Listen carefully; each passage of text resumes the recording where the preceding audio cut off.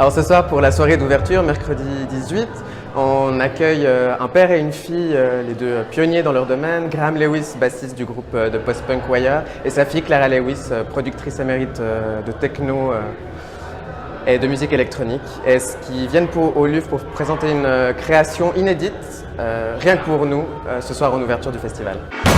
C'est à la fois une forme d'hommage au travail de Wire, mais aussi dans la volonté, comme chaque année du LUF, de présenter des artistes contemporains, de la création très actuelle. Donc le mélange entre les deux univers va être pour sûr hyper intéressant.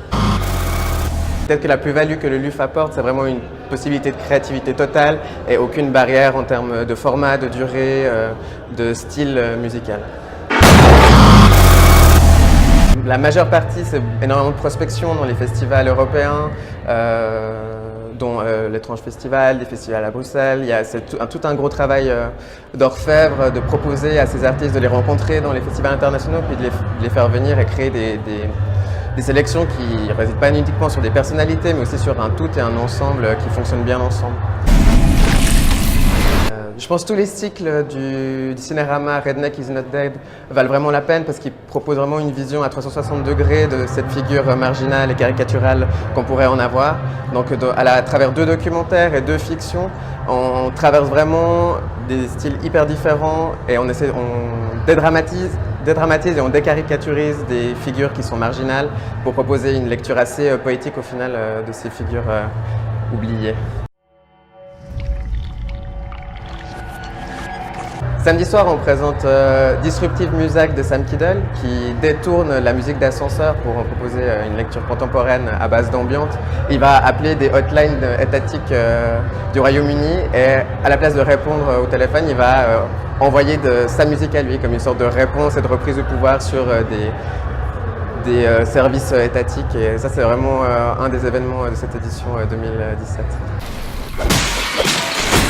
Je pense qu'il y a un lien très fort qui s'est tissé avec les années entre le LUF et puis les scènes underground nippones, mais aussi cette année chinoise, avec notamment l'invitation du festival Kill the Silence à Hong Kong et Macao, qui vont venir présenter une panoplie, toute une pléiade d'artistes underground noise, suite à une invitation de leur part l'année dernière dans leur festival.